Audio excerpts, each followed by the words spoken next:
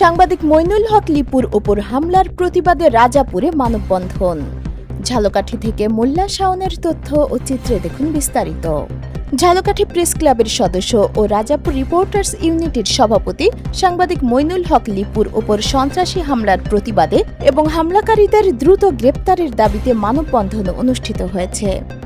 শনিবার সকাল 10টায় রাজাপুর প্রেস ক্লাবের সামনে আয়োজিত এ মানববন্ধনে স্থানীয় সাংবাদিক সমাজ, বিভিন্ন সামাজিক সংগঠনের প্রতিনিধি ও সচেতন নাগরিকরা অংশ নেন। মানববন্ধনে বক্তারা সাংবাদিকদের ওপর হামলার তীব্র নিন্দা জানিয়ে দোষীদের দ্রুত আইনের আওতায় আনার দাবি জানান।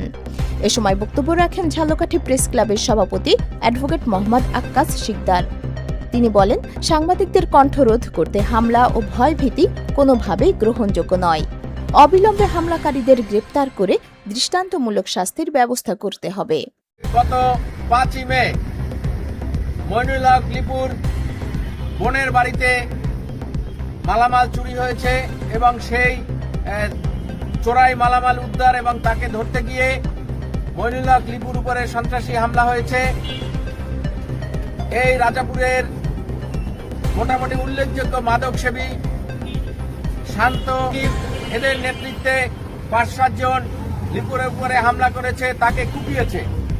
এই ঘটনার পরে রাজাপুর থানায় মামলা হয়েছে ঠিকই, কিন্তু মামলার পরে আমরা আশা করেছিলাম যে এই আসামিদেরকে অতি দ্রুত গ্রেফতার করা হবে এবং মামলা দায়েরের পর কমপক্ষে 2 দিন তারা এই এলাকায় অবস্থান করেছে, কিন্তু রাজাপুর থানা পুলিশ তাদের গ্রেফতার করেনি অথবা গ্রেফতার করার কোনো উদ্যোগই তারা নেয়নি। মানববন্ধনে উপস্থিত বক্তারা বলেন, সাংবাদিক মইনুল হক লিপুর ওপর হামলার ঘটনায় সাংবাদিক সমাজ গভীর উদ্বেগ প্রকাশ করেছেন।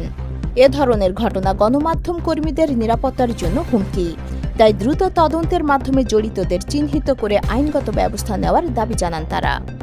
দৈনিক যায় যায় বেলা, সত্যের সন্ধানে সারাক্ষণ।